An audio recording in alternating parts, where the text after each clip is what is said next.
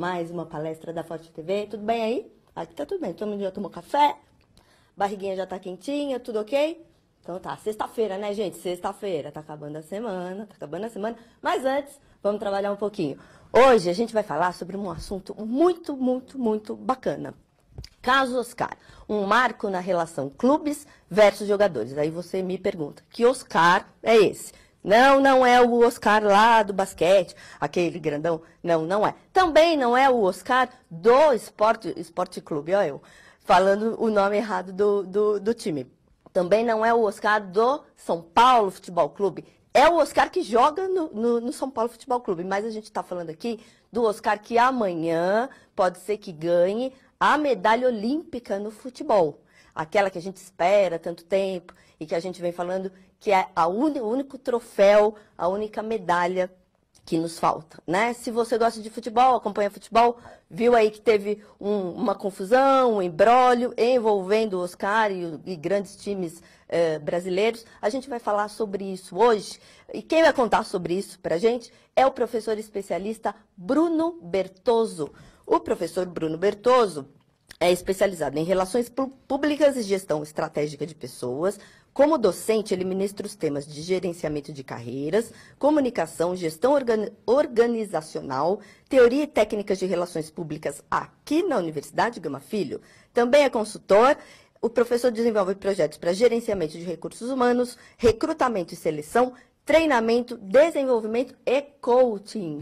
Bom dia, professor. Bom Tudo dia, bem? Débora. Quanta coisa que você faz. Bastante coisa, né? O mais importante é deixar claro que a gente trabalha com desenvolvimento de pessoas, sejam pessoas normais, né, do nosso mercado de trabalho tradicional, mas também muitos atletas. Gerenciar a carreira de atletas é um fato importante e é isso que a gente vai trazer um pouquinho agora.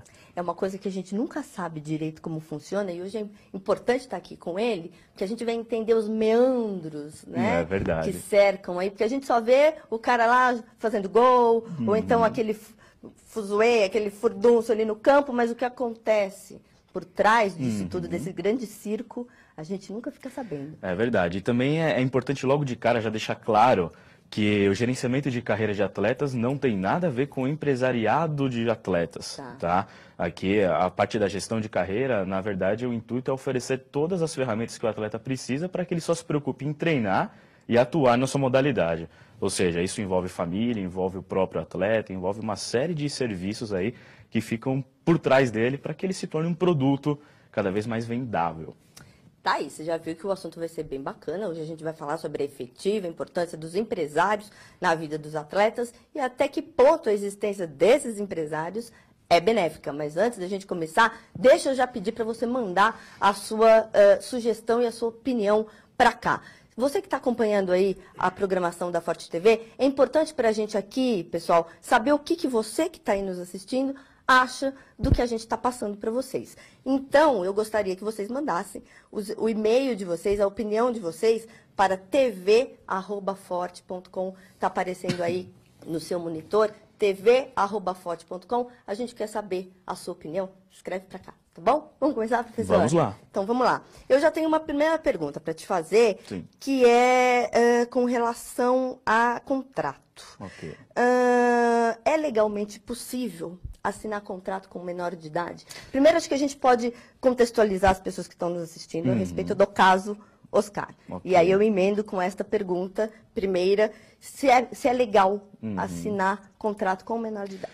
Na realidade, o caso do Oscar está tomando notoriedade agora porque foi para a mídia envolvendo valores muito altos. Mas essa prática do que está acontecendo, ela já existe desde que o futebol é futebol no nosso país. Tá? Alguns encaram como contrato de gaveta ou uma série de coisas onde normalmente é feito um acordo entre o clube e os representantes desse atleta. A gente encontra maiores problemas com relação aos representantes quando eles são os pais do atleta. Então o clube, na verdade, ele faz um acordo com os pais, alguns casos até oferecendo emprego, oferecendo algumas vantagens no clube, porque aí não está errado. O clube contrata os pais para uma determinada função dentro do próprio clube, em contrapartida, quem executa o trabalho não necessariamente são os pais, mas sim o atleta que está lá. Né? Então, essa já é uma prática antiga, ninguém fala muita coisa sobre isso, e o grande estupim de que trouxe esse problema foi de que sim, os representantes desse atleta, os pais, no caso, ou quem estava ali trabalhando com ele, aceitou receber um benefício financeiro para ter feito essa assinatura de contrato anterior. E é aí que o clube ficou um pouco chateado, porque, poxa, eu te motivei a assinar comigo e depois disso você vem e quer sair do clube. Ou seja, virou uma questão de palavra, uma questão de moral, uma questão financeira, virou toda uma polêmica em que a gente tem que tomar cuidado com isso. Se é errado, se não é legal, realmente com menores de 16 anos, a nossa legislação trabalhista não permite com que isso aconteça. Mas existe o tal do jeitinho brasileiro. O jeitinho Assim brasileiro. como também os clubes do exterior já fazem isso, ou seja, eu contrato, por exemplo, os pais do Messi, onde o Messi vai para o clube, ele trabalha ali, faz uma recreação de desenvolvimento esportivo e os pais fazem qualquer outra função no clube e eu informo isso para a Receita Federal, para uma série de órgãos e acabo passando como tudo legal. Inclusive, professor, a gente tem uma pergunta sobre esse assunto para você. Roda VT. Olá, Bruno. Eu sou Washington Borg, professor de Educação Barato. Física, e gostaria de saber quais os motivos que levam à rescisão de contrato entre clube e jogador. Pode ser profissional ou amador? Bom, os motivos são dos mais diversos, né? Mas normalmente a rescisão ela acontece porque um dos lados está insatisfeito. Seja insatisfeito muito mais pela parte financeira, que é o tradicional, mas também pela quebra de acordo, porque no esporte ainda existe uma questão da palavra. A palavra ainda pesa muito. E quando ela é rompida ou quando ela não existe, vamos supor, eu disse para você que eu ficaria até o ano tal, independente de contrato, e você muda de ideia, aí acaba criando algumas rusgas. Mas essa pergunta é muito ampla, né, para a gente cravar um motivo para uma rescisão. Mas normalmente acontece por questões financeiras, somente. Professor, eu vou insistir ainda nessa questão da relação entre o clube e o atleta, porque a gente assistindo de fora parece tudo muito confuso, né? Porque um vai defender o seu lado, o outro vai defender o São Paulo de um lado e o Inter do outro lado, né? Fica uma coisa... E o Oscar no meio. Certo. Você não consegue saber exatamente o que aconteceu quando você não é daquele meio, especificamente dizendo. A gente pode afirmar, ou seria errado afirmar, que o São Paulo obrigou o atleta a assinar esses documentos? Tá. Porque você acabou de falar aí que já é uma coisa meio que... Já é uma prática, né? Já é uma coisa meio que aceita. É um jeitinho brasileiro? É, mas é uma coisa que já se amoldou ao cotidiano, né? Uma coisa que já é praticada. A gente poderia dizer que foi uma forma de obrigar esse atleta a assinar esse contrato? Não. Não existe essa questão da obrigação. Funciona da seguinte maneira: o atleta ele desponta na categoria de base, o clube faz essa proposta. Olha, vamos trabalhar dessa forma para que a gente tenha você um pouco com mais segurança daqui para frente. Se porventura o atleta não aceita ou quem trabalha com ele não aceita, o clube é simples, manda embora. Então é uma forma de coação? A obrigação, eu não digo a obrigação, mas existe a motivação, que é a parte financeira. Então o clube fala assim, ó, vamos trabalhar dessa forma, eu te dou tanto em dinheiro, se você aceitar, ótimo. Se não aceitar, tomamos outro caminho. É mais ou menos essa situação. Eu te motivo com a parte financeira, não só a parte do projeto esportivo, como muitos dizem por aí, né? Vamos evoluir um pouquinho aqui Vamos nos lá. seus slides, professor? O seu cursor está ali. Isso. Ok. Vamos lá. Vamos lá. Então aqui a gente tem um breve briefing do que aconteceu. O atleta menor de idade, ele assina um contrato com 3 meses aí, antes dele fazer os 16 anos, e depois um outro depois de fazer os 16 anos, né? Isso tudo trouxe um problema sério aí, porque quando ele tinha 18 anos, quem trabalhava com ele, até mesmo ele, começou a decidir que faria um outro caminho na carreira. E isso trouxe problema. Primeiro ponto, o problema foi porque o clube, no caso o São Paulo, falou assim, poxa, eu te dei um valor X, nós acordamos e agora estão te oferecendo mais e você vai mudar de agremiação? Então tá bom, agora ficou aquele joguinho de como posso falar, de interesses, mas assim, já que você não foi nosso amigo, tudo que eu puder fazer para dificultar a sua saída, eu vou dificultar. Então começou todo esse problema. Então após isso, o Oscar ficou liberado pela justiça para se desvincular do São Paulo e acabou indo para o Inter. É importante frisar também que aí, no meu ponto de vista, é uma falha que nós temos no nosso poder judiciário quando nós falamos da justiça trabalhista. Isso acontece porque a justiça trabalhista ela vai sempre tendenciar para o lado do empregado. Então, o que acontece? Não que o São Paulo tenha tido razões nesse sentido, nem que o Oscar também tenha tido. Mas é importante que a gente saiba diferenciar também que quando vai para a justiça comum, esquece. O empregado sempre vai ter sucesso nos problemas trabalhistas. Então, o clube, por mais que esteja errado ou não, a justiça vai tendenciar para quem é o empregado. Professor, mas uma dúvida que eu fiquei, porque eu fui estudar um pouco do assunto para Legal. poder conversar sobre ele aqui com você, né? O Inter sabia o que estava acontecendo ali entre o Oscar e o São Paulo Futebol Clube. Certo. Né? Ele agiu certo ao contratar esse atleta? São negócios de oportunidade. Isso acontece no nosso mercado formal de trabalho, em qualquer outra área de atuação. Se um executivo sabe que um outro executivo de uma grande empresa está com um problema e vai sair, ele faz uma proposta de trabalho. Isso é natural. A gente tem, inclusive, um segundo VT falando exatamente sobre isso, abordando a ética que circundou essa questão toda. Vamos assistir? Vamos lá. Roda o VT, por favor. Professor Bruno, no caso específico do jogador Oscar, você não acha que faltou um pouco de ética ao Internacional em relação ao São Paulo, tendo em vista que o jogador tinha contrato com o clube? Eu vejo como um negócio de oportunidade. Da mesma forma como está acontecendo agora com o Ganso no Santos, um clube, o Internacional provavelmente vai entrar na briga de novo. Ou seja, eu trago um bom jogador que está com uma liberdade aí judicial, que seja, para poder atuar em outro clube. O meu investimento é pouco, eu trago ele para a minha agremiação. Se é ético ou não, eu acabo nem pegando muito nesse ponto, porque aí, se nós formos falar um pouquinho sobre ética, a gente vai por um caminho que é muito subjetivo, né? Porque o que é certo para mim, eventualmente não é para vocês, e assim por diante. Mas é importante que são negócios de oportunidade. Agora, volto a falar na questão da palavra. Se os clubes têm um acordo entre eles de que nada eles farão numa situação como essa para causar problema, mantemos isso. Mas quando não há esse acordo, e principalmente quando há já um problema anterior entre os clubes por outras negociações, é meio que farei isso para dar uma alfinetada no outro clube. Mas como negócio de ocasião, vivendo do mercado esportivo, que é negócio, vale a pena. Então, cai por terra uma outra coisa que eu também andei lendo por aí, a respeito de aliciamento, que você está falando, que é um negócio de ocasião. O rapaz, o Oscar, ele já é compreendido como um profissional, né? Okay. Embora tenha pouca idade, ele já é visto legalmente como um profissional. Certo. Então, assim, um negócio de ocasião para todas as partes envolvidas, porque eu li muita coisa a respeito falando sobre aliciamento de atletas, até por causa da pouca idade. Isso. O que você acha disso? O aliciamento, ele aconteceu nesse período aqui, no período onde ele não tinha 16 anos. Aí sim se enquadra o aliciamento.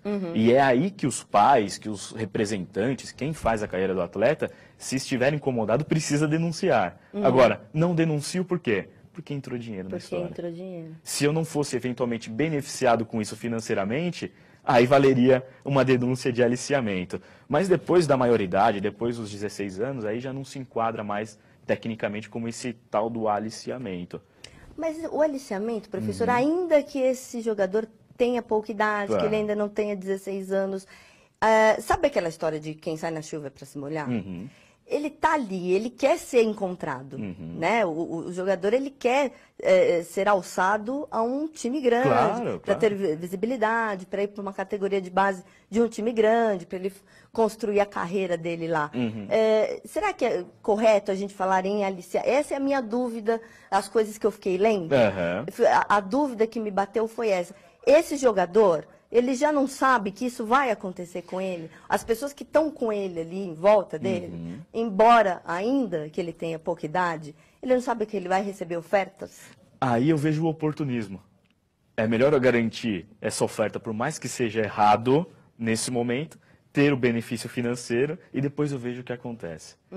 É esse o pensamento. Então, o aliciamento eu enquadro nesse momento dos 16 anos, e aí eu vejo as oportunidades que acontecem depois disso, e realmente, quem está no comando da carreira desse atleta, se ele deixar, vai pensar única e exclusivamente na parte financeira. Quem oferecer mais, vale a pena um embate para sair.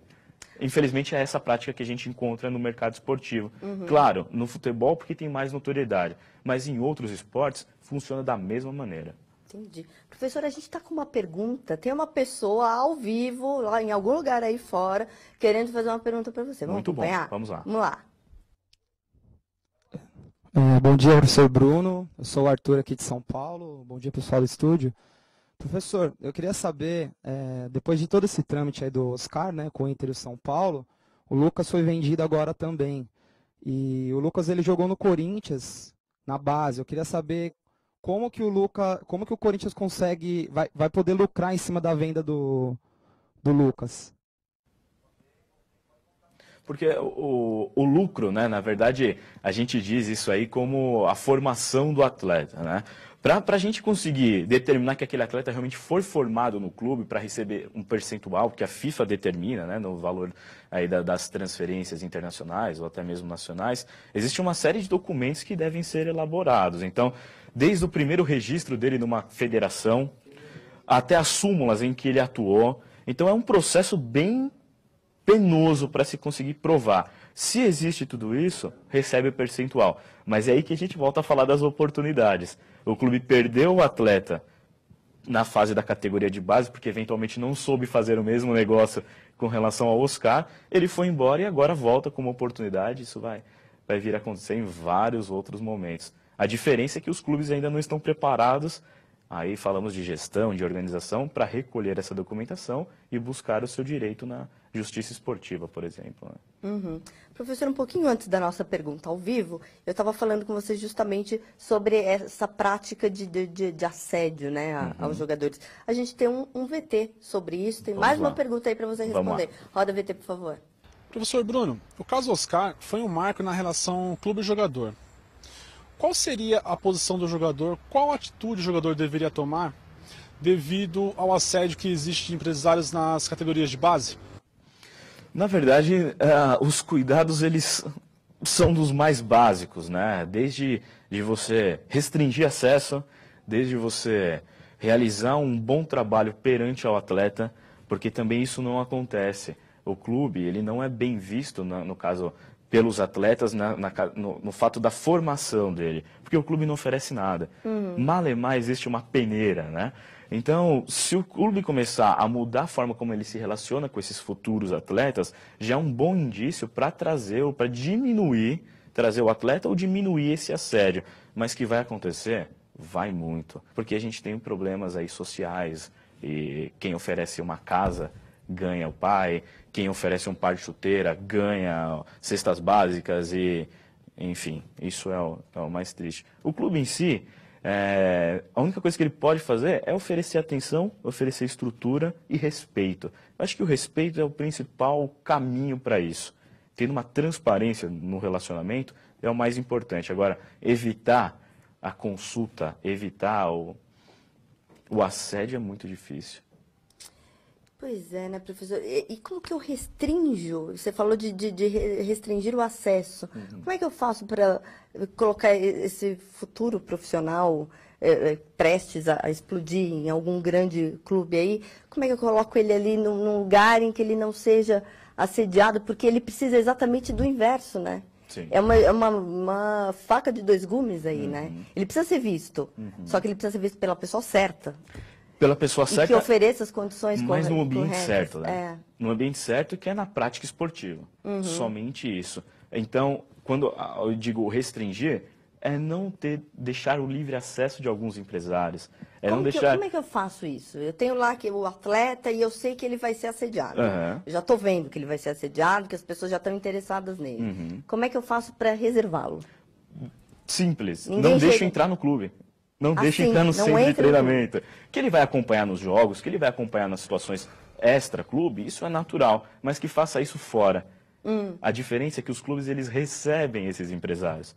Então o presidente ele fala, vem tomar um café comigo. E leva a pessoa até o campo. Ou aproxima, facilita essa interação. Aproximação. Exato. E esse atleta, em tese, está morando ali dentro, né? Ele está ali, ele, a família, enfim. Pode ser que sim, mas aí que acontece? Eu aproximo, eu faço com que esse negócio aconteça, porque eventualmente eu, presidente, posso ter um benefício em cima disso. Ou o clube pode ter. Então eu te dou certos privilégios como empresário para que você negocie os atletas do meu clube e aí todo mundo sai ganhando nessa história. Na categoria de base isso é muito comum. A gente encontra várias declarações de pessoas aí famosas que trabalham na categoria de base que recebem esses... A ligação é a seguinte, olha, põe um garoto aí, depois a gente vê o que a gente faz. Coloca ele para jogar aí, depois a gente vê o que a gente faz. Esse ver o que a gente faz, é depois a gente acorda o quanto fica para as partes. Então, eu te dou um incentivo, né? Te dou um benefício. Qual a parcela de culpa que você acha que o atleta tem nesse episódio, se é que ele tem alguma culpa? Porque ele está ali, ele vem muitas vezes de uma origem humilde, Certo. né? Tem o sonho de virar jogador de futebol, conhecido, aquela história toda, ascender socialmente, blá, blá, blá, blá, blá. E aí surge alguém com uma casa para o pai, com não sei o que para a mãe, com tudo aquilo que todo mundo sempre sonha Sempre conquistar. Surge aquilo para ele numa fase, com ele ainda muito jovem, né? Ninguém é santinho nesse mercado. O atleta, por mais jovem que ele seja, quando ele decidiu jogar futebol, decidiu não porque ele gosta, porque ele quer um futuro melhor. Lógico que aí depois tem o prazer da prática, tem uma série de coisas. Mas o primeiro momento é a parte financeira, então não existe santinho.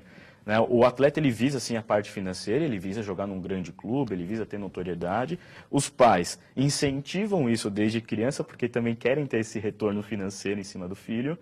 Os empresários, eles querem ter o retorno também em cima do produto, e assim por diante.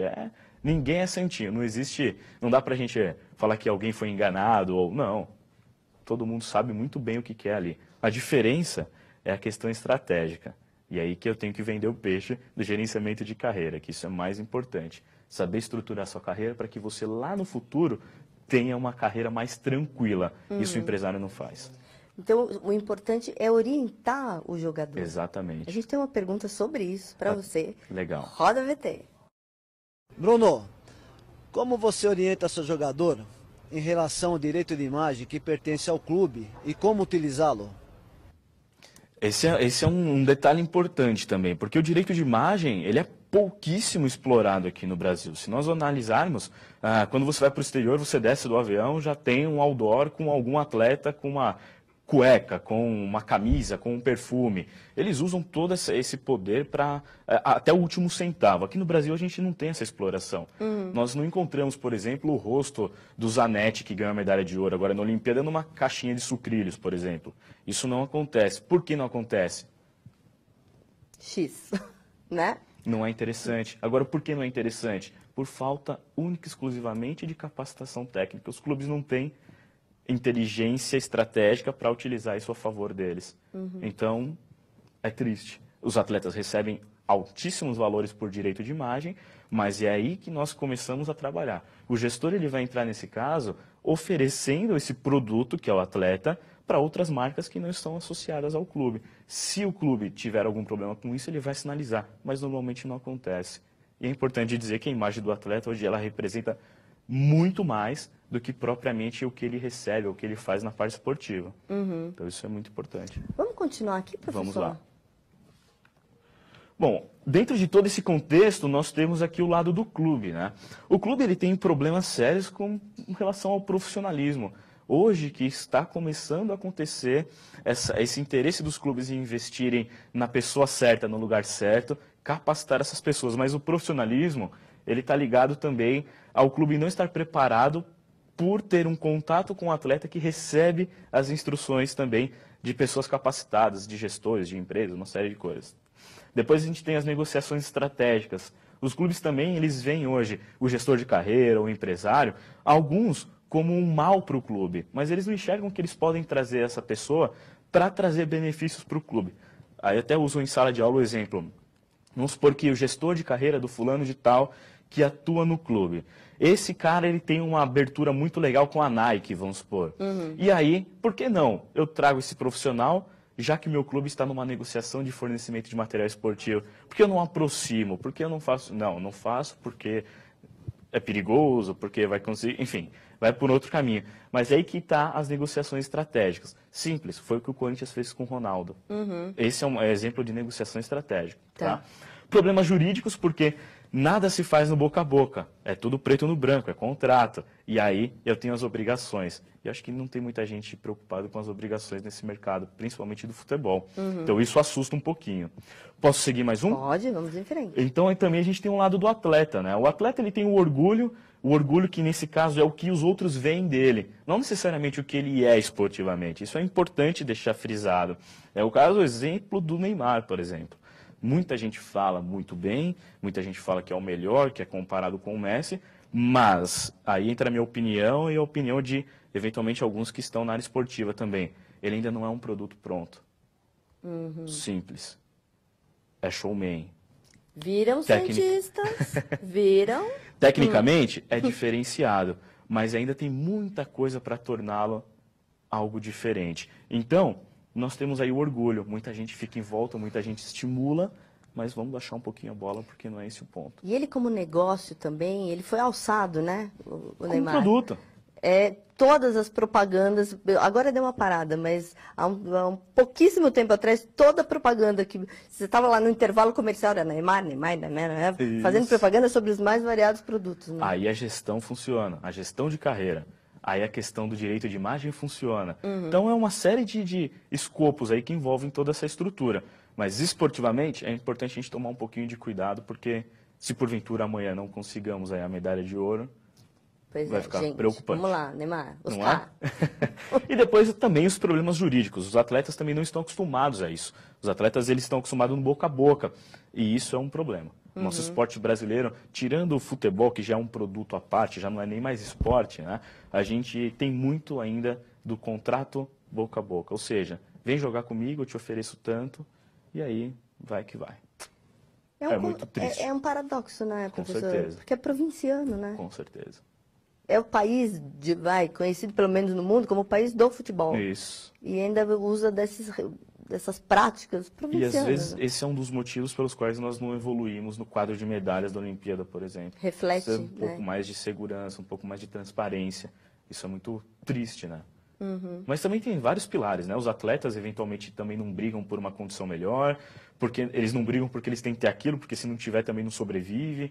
Então na verdade a gente entra numa política esportiva, Tá. política pública para o esporte. Aí é um outro contexto que também não sei até que ponto interessa ao país, né? Tem essas características, né? E aí a gente tem o relacionamento com os atletas, que basicamente a gente precisa entender que o atleta ele tem resistência ao novo, tudo que é diferente ele precisa de pessoas diferentes para auxiliá-lo, então ele não tem a formação da opinião dele. E aí volta um pouquinho no que nós falamos anteriormente. A gente tem esse problema social. O brasileiro em si, ele não tem opinião formada sobre nada. Ele não tem condição intelectual de chegar e definir que para ele o melhor é aquilo. Ele deixa o futuro dele na mão de outras pessoas. E isso é bem triste, é bem problemático. Administração de vaidade, não precisa falar muita coisa, né? Nós temos também a questão do orgulho, que falamos há pouco. Tem também os problemas de relacionamento, porque envolve o ego, que é o próximo item, o orgulho. E aí dentro de um grupo esportivo, dentro do esporte como um todo, isso traz problemas sérios. A baixa escolaridade, que é uma característica nacional, não tem jeito. E a humildade. Mas a humildade aqui, quando nós falamos do caráter psicológico, é aquela pessoa que vai falar sempre assim, Deus tem que me prover uma oportunidade para eu conseguir. Não, a gente tem que deixar para ele como gestor que Deus vai te ajudar, claro, desde que você se mexa. Sim. Desde que você faça por onde. E a gente está aqui para te ajudar nesse quesito. Então aqui nós temos mais coisas também para tratar. Seguimos ou vamos para mais alguma outra coisa?